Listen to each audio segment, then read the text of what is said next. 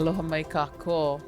This is Aloha Maui, a talk story session of stories that speak of survival and thriving. The August 8th wildfires here on Maui happened in Kihei, Kula, and Lahaina. And we are going to focus on Lahaina. These stories are brought to you by Hawaii Community Foundation. You can subscribe at YouTube, Talk Aloha Maui, and it is available everywhere you get your podcasts. My name is Alaka Ipaleka, and we have special guests that will be talking story about immigrant communities of Lahaina. Lahaina is a diverse community. You have longtime residents, you have new residents, you have part-time residents. But today we're going to talk about the immigrant communities. There are so many different cultures that live, work, pay taxes, and were also robbed of their homes because of wildfires, robbed of their loved ones because of the wildfires. And we have a couple of guests here today that will tell us what's going on. Aloha, who are you and where are you from? Aloha. Hi. Thanks. I'm Kevin Block, and I am an immigration attorney. I live in Kula. Our house was close in the neighborhood that was almost burned by the fire. And I came to Maui when I was 16 years old. I went to Seabury upcountry, and I've lived here on and off most of my life. And I have an immigration law practice in Wailuku that helps mostly immigrants, and we became very active after the fire, helping those that were displaced after the fire. And you are the creator of Roots Reborn. So the day after the fire, myself and Kara, Kaniela Ng's partner, and Leslie Matthews were talking on the phone, and we felt as though there was going to be an unmet need in the Lahaina community for the immigrants based on what happened during COVID. And so we kind of mobilized and founded the organization and quickly brought in Vero here. So we're founders, myself and a few other people. Vero, how are you? Thank you for being here with us today. Thank you for having us. And for uncovering all of these secrets. Well, and I speak of being a person that loves Maui, loves the people, and not knowing a lot about status, immigration, undocumented, paying taxes. But we want to know, because if you were in Lahaina on August 8th, 2023, and you lost a home or loved ones, this is for you. This is for you. You are not alone. No one should be alone. Even the houseless. No one should be alone. We should all help each other. We should kako'o. We should uplift. Where are you from? What do you do for this? Well, Vero? I am one of the co-founders. As Kevin mentioned, I came on shortly after they had initially huddled. And I live in Haiku with my family, and had been working with the immigrant community for a number of years. Started actually also after, shortly after COVID, or right before COVID is when I actually started working with the community. And so I've been working with the immigrant community in Maui for about 4 years prior to the fire. I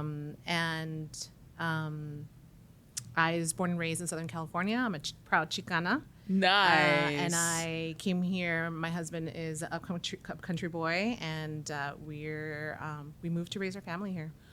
So let's define the word immigrant. Mm-hmm. It's legal, unlegal, anybody who's from a different country and moved to Lahaina or moved to Maui? Yeah. Well, so usually when we talk about immigrants, we're talking about folks that were born in another country. Okay. They may be here legally, or they may be in the process of becoming legal. Okay. In Maui, in particular, the immigrant community is comprised of so many different countries. There's a lot of, Filipinos and Tongans here, and there's a huge Latino population, which sort of has been a little bit hidden, but after the fire, it was discovered that 30% of the people that were displaced by the fire were from immigrant families. And when you speak of immigrants, there's undocumented, maybe here on somebody else's credentials. What's the different types of people that are here? I think you have a mix. Okay.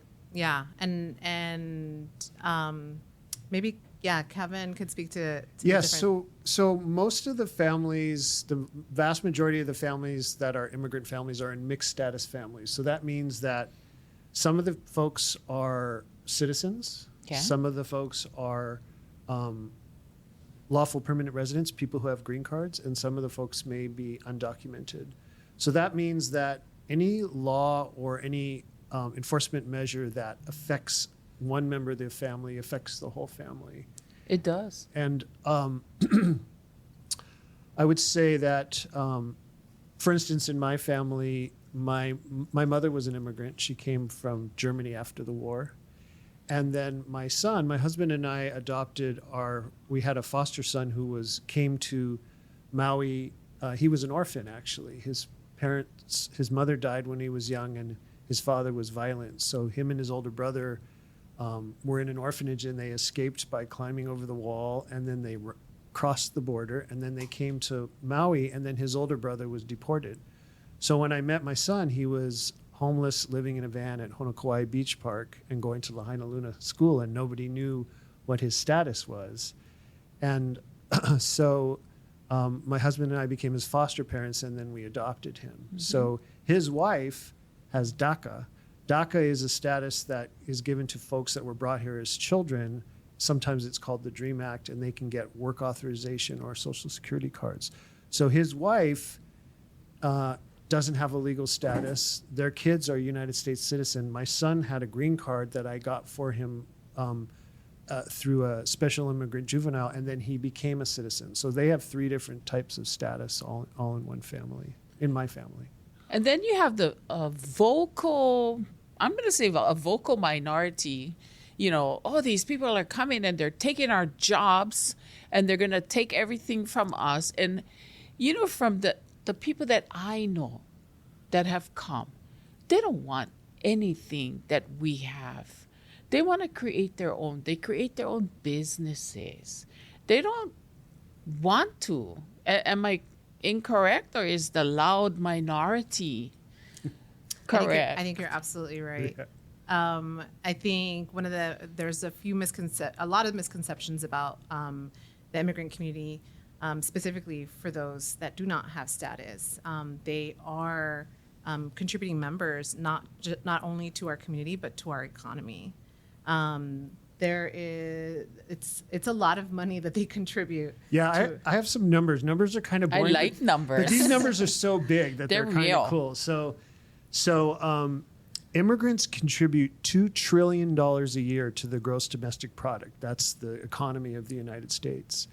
And immigrants contribute $500 billion a year in state, local, and federal taxes. So the misconception or the idea that they come here and take things and don't give, it's actually the opposite. $12 billion of that $500 billion is from undocumented folks, because undocumented folks still pay taxes every time they buy something. Every time that they just pay a whole array of taxes, just like the rest of us. The other misconception is that immigrants come here to get free stuff. Immigrants are actually not eligible for any type of public benefit. They're not eligible for food stamps. They're not eligible for general assistance. They were not even eligible for most of the types of disaster assistance after the fire. And even if they were eligible, they weren't going to try to get it because they were afraid. So immigrants actually, on the whole, contribute to the economy and don't take from it. Right. I had an uncle. He was of the Filipino persuasion. He came with his brother's credentials. So for his life, he was known as his brother's name. And then you also have, stories about, oh, we're going to have free this and free that.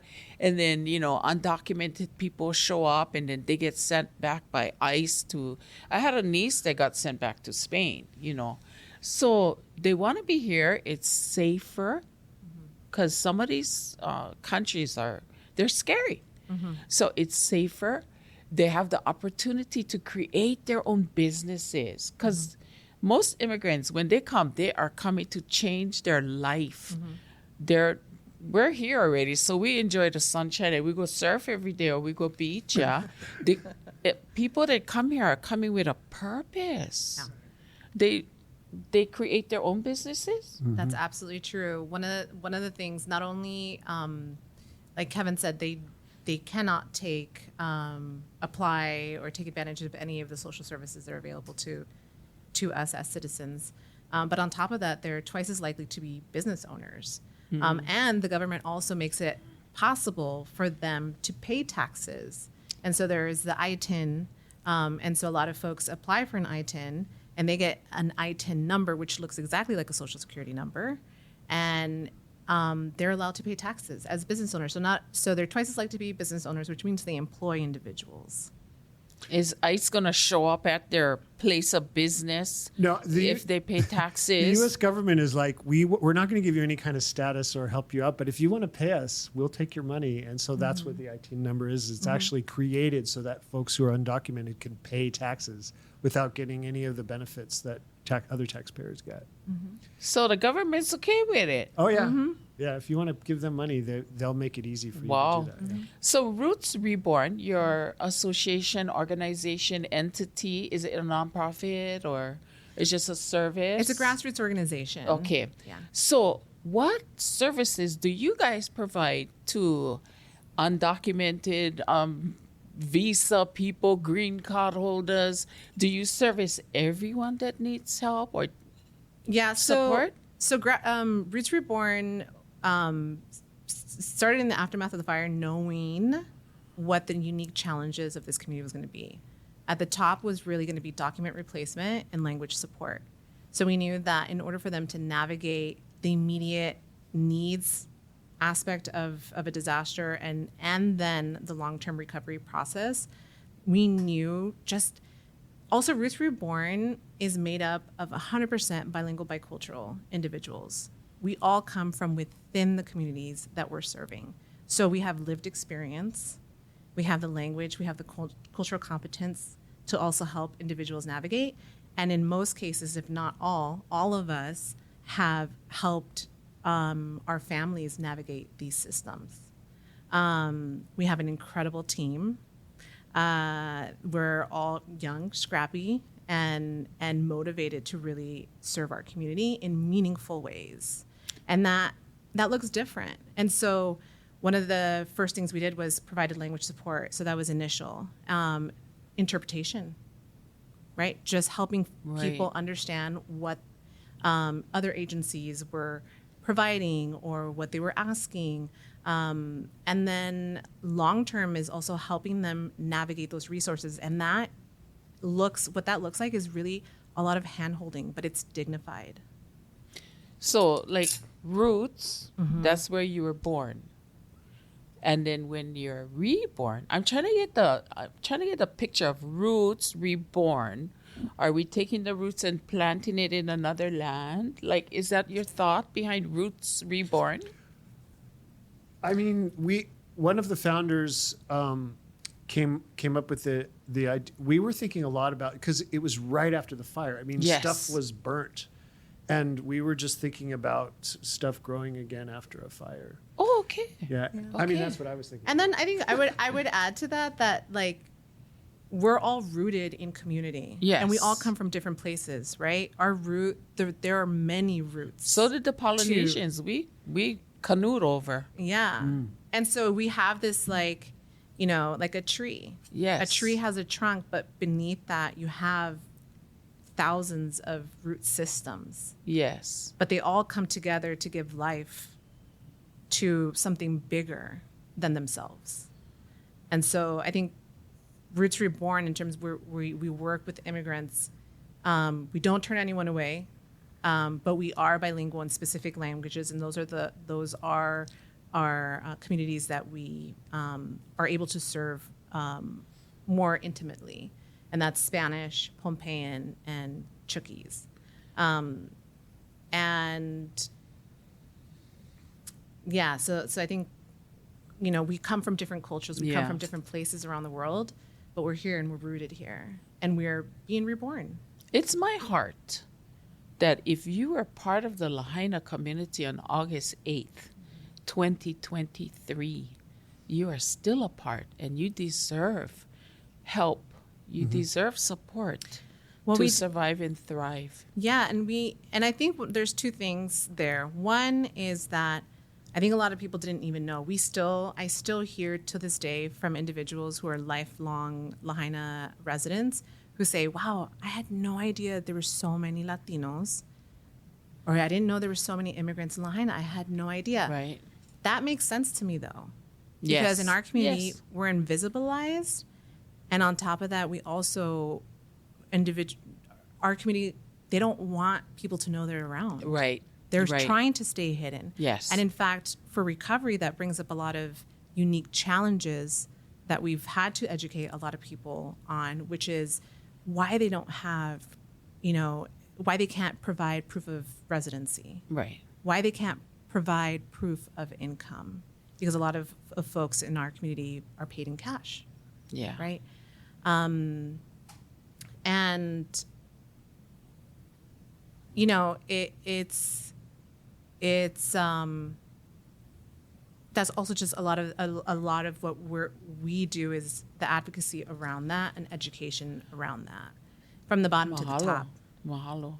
So how do immigrants, undocumented, people running out of visa, how do they get in touch with Roots Reborn? Well, we have a website, rootsreborn.org. Okay. We also have an Instagram. We're really active on our Instagram page, and that's Roots Reborn Lahaina. And then they can always email or call us or email help@rootsreborn.org. Rootsreborn.org. Yeah. No phone number, just rootsreborn.org. You've heard it here. This is Aloha Maui, brought to you by the Hawaii Community Foundation. On YouTube, we please ask you to subscribe to Talk Aloha Maui. Please. And all your family and all your friends, Talk Aloha Maui. We'll be back with more guests talking about the immigrant communities after the wildfires of Maui, August 8, 2023.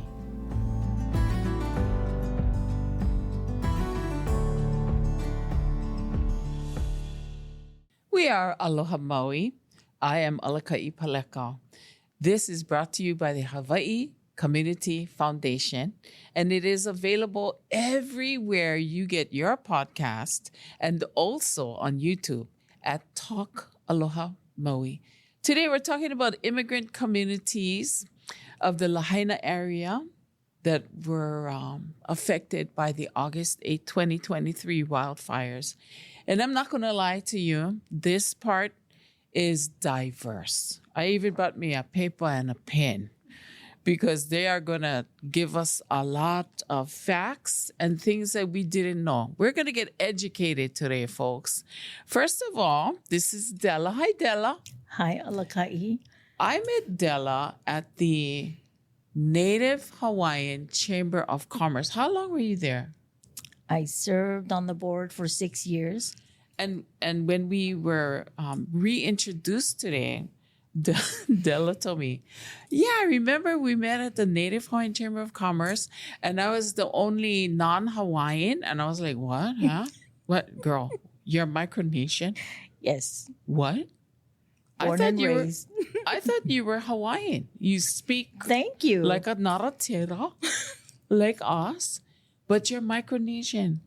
Yes. And I don't mean it to be offensive. I just thought you had blended in really good, girl. Yes, I did. And today we're going to talk about kofa. And on the couch today is Dee. Hi, Dee. Hi. How do you pronounce your real name? AnnDionne? My name is AnnDionne Selestin. Oh, I like that. Yeah. And you are actually from Roots Reborn. The chatter amongst the people here today was, you are Roots Reborn. Is that true? Yes. Are you the one that we call or actually we email? Yes. And we contact the website if we're an immigrant, non-resident, green card carrying, almost ready to run out of visa person. We call D. I serve the COFA community. So if there was any questions regarding COFA, you would come to me. Okay, girl. That's the first thing I have to learn, you guys. Yes.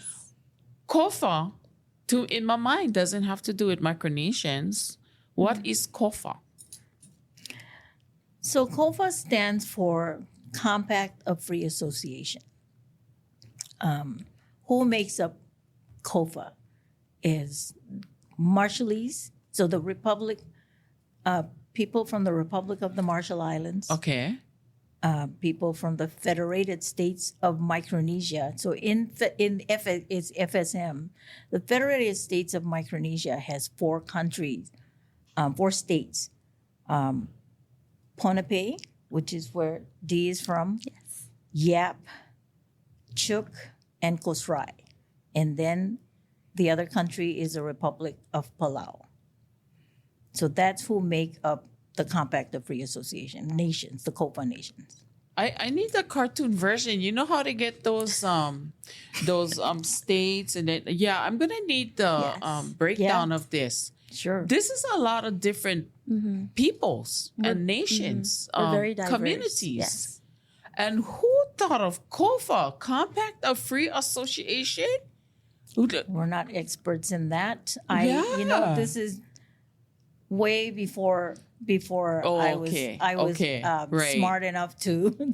So it's Micronesia, Marshall Islands, and Palau. Yes. It's not Pacific Islanders. We're not. We are in the Pacific, of course, but Micronesia is a sub-region in the Pacific Ocean.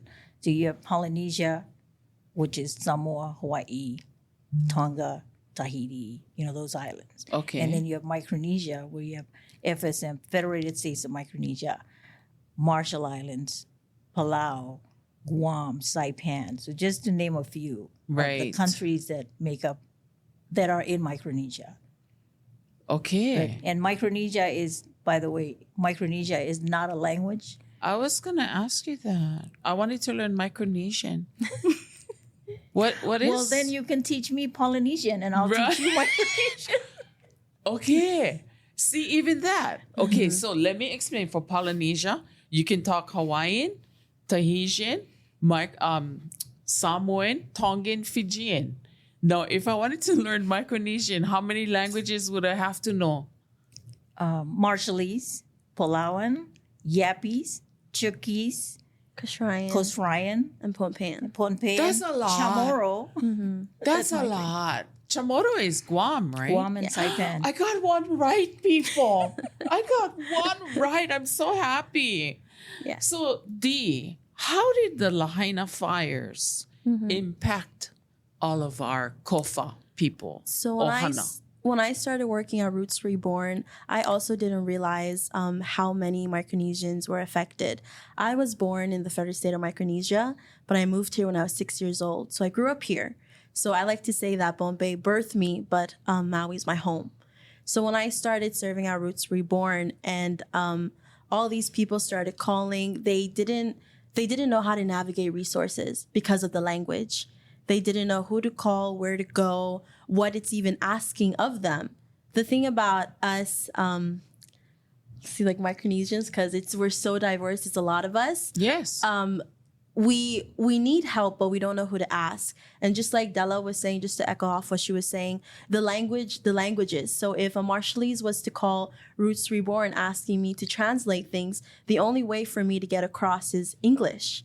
So we all speak different languages, but the only way for us to communicate is through English. But we're not experts in English, so it was a bit of a challenge. Just helping Pohnpeians was super easy because I just speak my language to them. But if it was the Marshallese, Chukis, Kosraean that called us for help, I would have to explain it to them, but a bit slower, really slow, and just maybe use easier words. So that was some of the challenges that I realized when working at Roots Reborn after the fire, that language support was hard for them because they didn't know who to call or what to even ask because language was hard. So even if their house burned down, they didn't have anything, no clothes, no food, no water. They were still shy about asking for help. Yes. Because, I'll pass it to Del, but for me, we came from Pohnpei with nothing. Like, we came here with absolutely nothing. We had to start from nothing.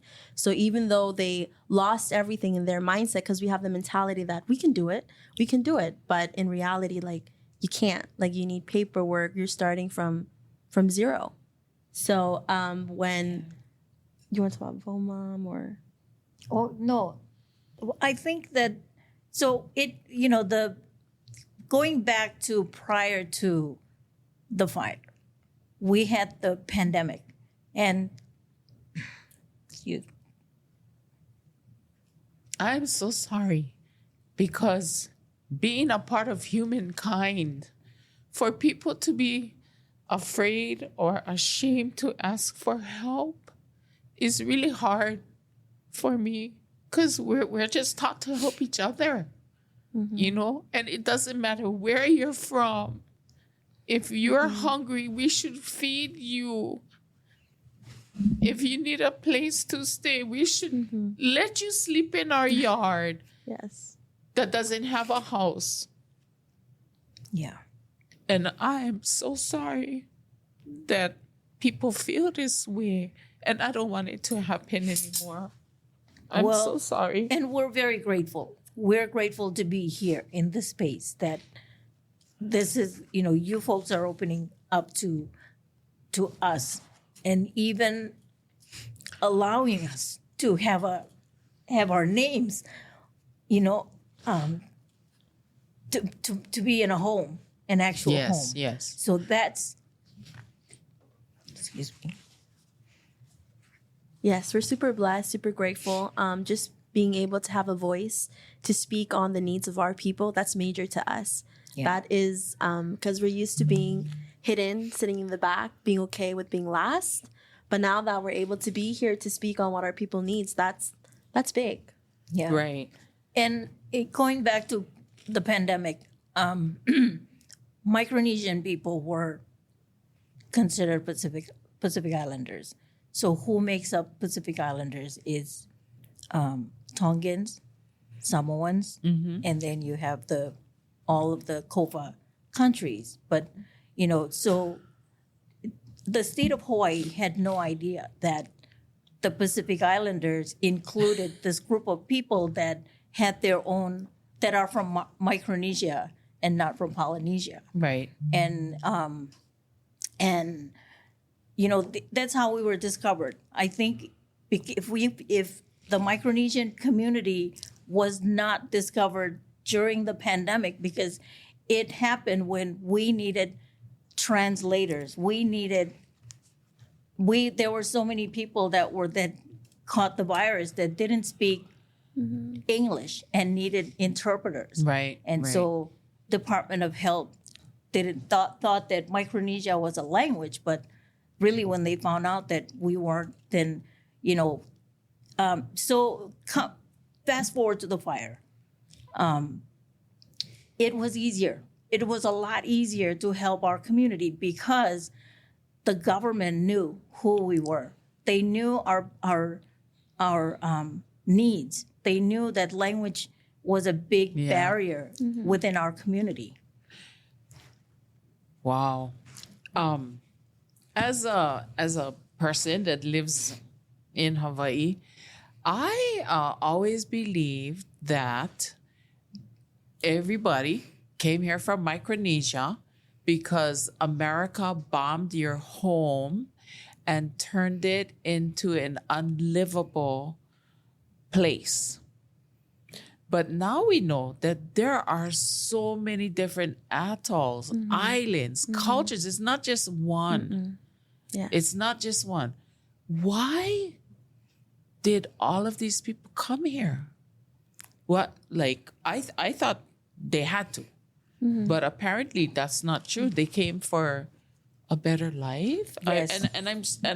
I understand there are so many different cultures. Yes. But why did some of you, or what are a lot of the reasons that Micronesians or Kofa came to Hawaii? Or I heard they're really big in Arkansas.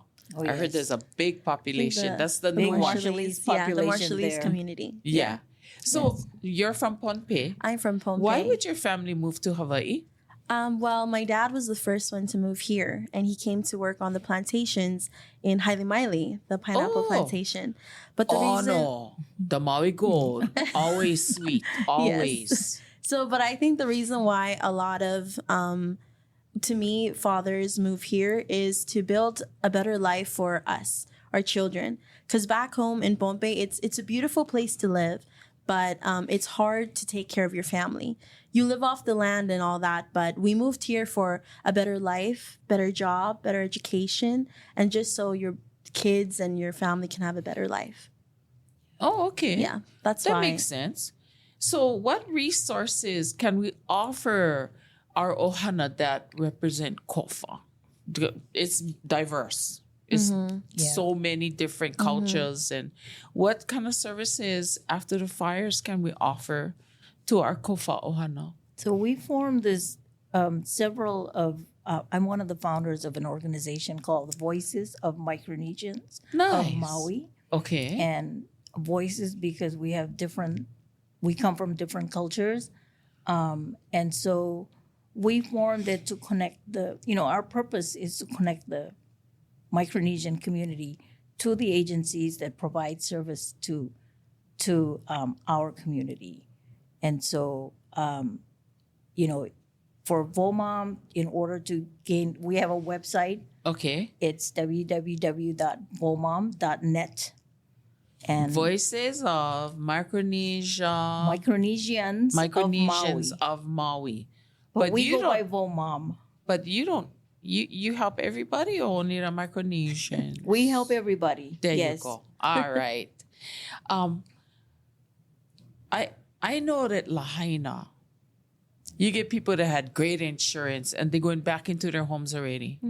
You have people that are going to have a harder time. You have people that are houseless because their mother rented and was on the contract and said that they don't have FEMA money. But how do we as a community on Maui, as people of the world, how do we heal or help heal this part of the community besides language? How can we talk story? I noticed just the talking story is a big thing.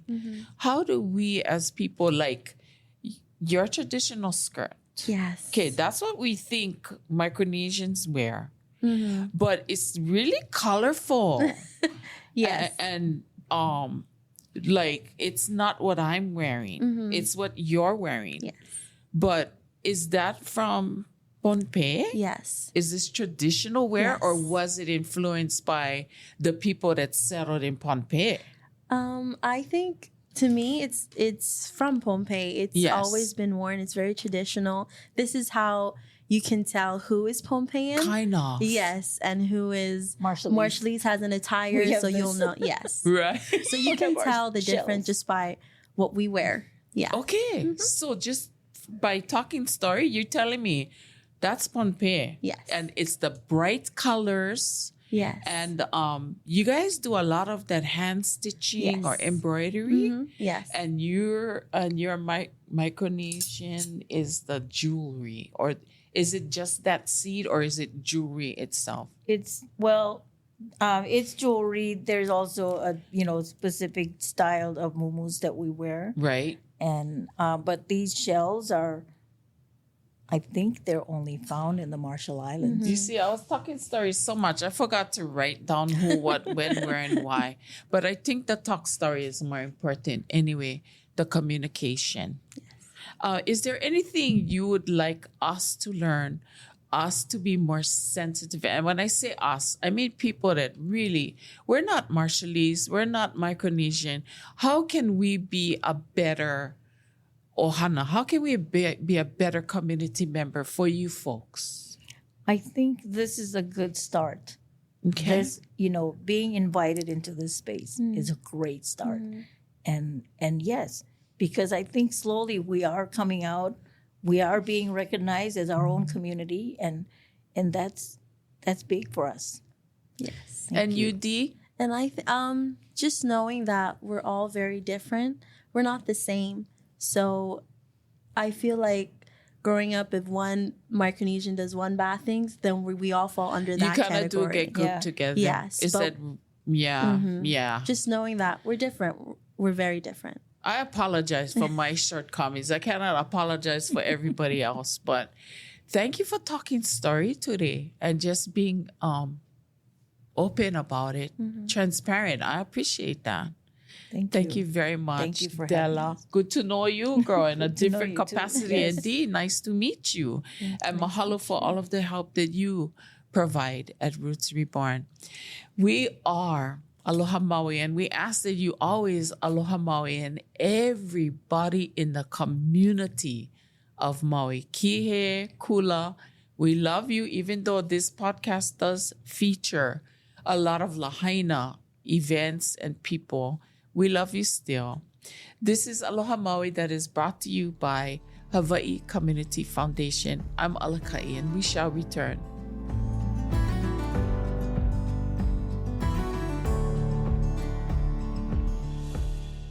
This is Aloha Maui, and I am Alakai Paleka. It is brought to you by the Hawaii Community Foundation. And you can find us anywhere that there are podcasts available. And if you go to YouTube, you can find us at Talk Aloha Maui. Today, we're talking to immigrant communities that were affected by the Lahaina wildfires. Now, this group has been here for many generations, and we dare to call them immigrants. Ladies and gentlemen, who are you and where are you from? Hi, Alakai. My name is Eric Arquero. Eric. I am raised in Lahaina. I immigrated to Hawaii with my family when I was 3. 3. But I consider myself a Lahaina boy. Went to Lahaina schools, graduated from Lahaina Luna, and just a really proud member of the Lahaina community. And your family has been here for a long while, right? Yeah, I mean, my family's been here since the great wave of immigration in the 70s and 80s. Right. And you are? Kumusta? My name is Sieny Corpuz.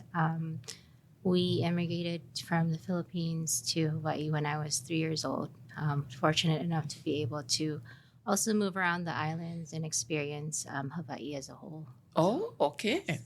So you are wearing a red shirt, which totally indicates you're from Lahaina. Exactly. Like whenever they even have like baseball games, basketball games, it is called a sea of red. But I'm going to attempt the pronunciation, Kaibigan ng Correct. Lahaina. Perfect. Okay. You know I practiced. I did. Ka is Well, the? I don't know exactly, but common people. Yeah, so the main and the root word in kaibigan, it means, to translate it in Tagalog, it means friends. But the root word here is ibig, which means love. So to have love for someone, to receive and to give love. That's their root word. And nang? Of. Like Hawaiian o. Mm-hmm. So Lahaina.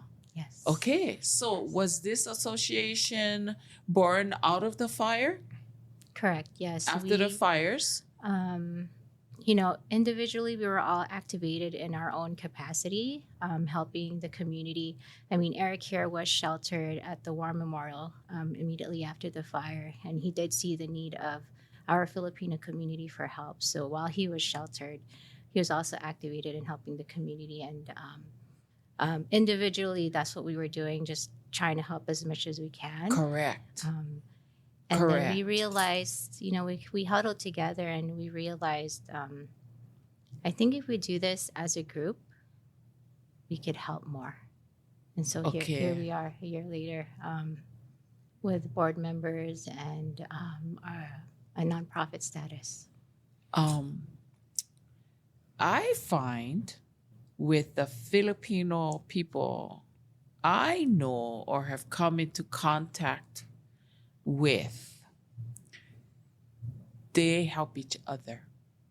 It's not something that they're going to be like, okay, because there's different cultures in Hawaii. And we have the loud minority that's like, hey, excuse me, I need or not even excuse me, I need food, I need water, sure. I deserve, I am entitled. Oh, did I just say that? But with my Filipino family and friends, you guys gonna help each other. You're not gonna make a big show out of it, but you guys help each other. Yeah, I think that comes culturally from Filipinos. It's that value of bayanihan, right? You take care of one another. Oh, you even have a word for it. What is it? Bayanihan. Bayanihan, yes. Which is to have a sense of community, to have a sense of unity within a group of people. And I think that's very sort of accurate with the Filipino community. And I'm not saying it's wrong. It's just your way.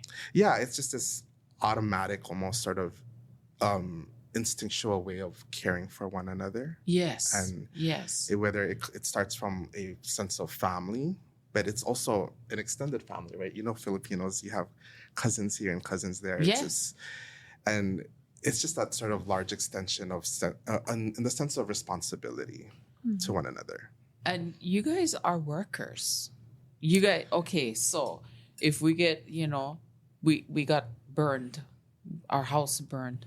So we're going to find where we got to make food. Somebody going to get the wood for the fire because that's what they do. And, maybe it's a fallacy, but in the Filipino families, I know the men do the cooking in the big walks, okay? So we're going to get what we have and we're going to cook and we're going to feed. But we're not going to make big old announcements like, oh, look what I did. We're just going to do. Because that's what the Filipinos do. And I'm not being off. I'm trying not to be offensive. No, not at all. I'm trying to uplift because that's what I see. Filipinos, you guys take care of each other and you can work. And that's very true because that's like Sieny said, like that's the story of us individually after the fires, is we were individually activated in different sort of components in different capacities. And the truth is we came together because the story was, well, how do we get Filipino vegetables, Filipino foods back to our community? Because all three of the Filipino stores in Lahaina had burnt down. And with road closures and kind of the temporary, who can come in, who can go out, there wasn't a lot of access to that. And so the organization was really born out of this necessity of being able to heal through something familiar, which is food. Food. Where are we going to get our bitter melon? We need to make pinakbet. Right. Because it brings a comfort. Yes. Just knowing that you can have your food is comforting to a culture, not only you. We just learned so much from our Micronesian, Marshall Island cousins. But is there a language barrier now or not as much because a lot of Filipinos speak English, but you guys have many dialects, right? We do have many dialects. Language is a unique problem to the immigrant community and the Filipino community. Yes, we've migrated here and we've been here for many generations, but at the same time, like my parents and my mother and father-in-law, they speak English fluently, but they would rather converse in their native tongue. And because that's familiar to them, that's where they're comfortable. So as a group, we saw that need to advocate for language access because it is a unique barrier to our community. When after the fire, when all the agencies were there were no translators they were all English speakers. And a lot of our community kind of just went into those spaces and said, oh, I don't understand anything you're saying. I hear it, it's English. I don't understand it. So do you think there's a certain level of trust? Absolutely. So like Tagalog people, if you can start speaking Tagalog, They're going to trust you because they know that you Absolutely. are family, that because you speak Tagalog. Exactly. It's a point of comfort. I mean, how do you go from verbalizing what you just experienced post fire or during the fire, right? How do you go and verbalize that type of trauma, that type of grief, that type of loss, if you're having to speak it in a language that you're maybe uncomfortable or unfamiliar speaking? So it's the language access is being able to express need and want in a language that's familiar to you, that's comfortable for you. So if I wanted to let all my Filipino friends and cousins and just people I know, if I want to tell them it's okay to ask for help, I would have to go to you because you speak whatever language they speak. I wouldn't say not necessarily. Yeah. I think the thing with Filipinos, it's not necessarily the language you speak, but the heart that you have when you speak it. And I think maybe a genuine message will always translate better than if it's specifically to my dialect or her dialect or You guys can tell. Yeah, You guys can tell if people are real when they say, I want to help you. absolutely. That is amazing. Yeah, How do we get in contact with kaibigan ng Lahaina? I'm going to get it eventually. Sure. Well, unfortunately, our website's still in development. Okay. But you can email us at info@kaibigananglahaina.org. Okay. Or you can follow us on social media. We're on Facebook. If you just search our name, we should pop up. And we're also on Instagram under kaibigan_nang_Lahaina. That's what I love about my Filipino ohana. You guys are going to take this new technology and run with it. So you keep your values, but you got to reach out. Info at already shows that you understand technology and email and all that. And, being on social platforms. That's amazing. So again, info at kaibigan_nang_Lahaina.org. And you have a kaibigan_ underscore Lahaina. Right. That's amazing. Yeah. Thank you. Is there anything you want the Filipino to know out there? Maybe the Filipino that hasn't reached out? Yeah, again, that we're here. We're here Yes, for them. you are here. And we are a unique group that and I also want to put it out there, just because we are Filipino, it doesn't mean this group is closed to helping only our Filipino community. When we collaborated with the Hawa Kamai event that had over 2,000 Yes. participants, a lot of them are not Filipino. So anybody that needs help can reach out to us. Again, this is community. It is And it's community. a multicultural community. So And I want to add, we exist because we have a very deep love for Lahaina. Yes, and you do. so as an organization, as individuals, we always uphold that it's Lahaina first. Yes. And we're going to work towards the good and the future of Lahaina as a community, as a place.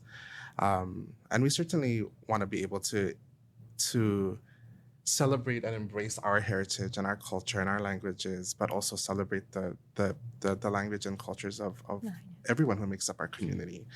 I think because we're Filipinos and we've been here for generations, there is an expectation for us to sort of be in the front in regards to the topic of immigration, and we embrace that fully. We consider ourselves vanguards of the Filipino and immigrant experience in Lahaina, and I think the more, and this is how I feel about it, I think the Filipino tradition is always going to be a storytelling tradition. Yes.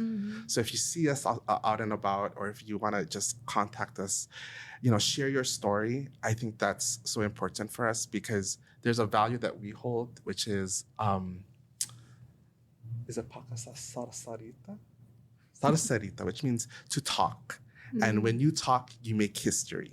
And I think for us as an organization, we want to make sure that Filipinos are not just recovering well and becoming resilient within in the context of this disaster, but also that we're going to make history and that we make impact within our community as contributors to the future of Lahaina.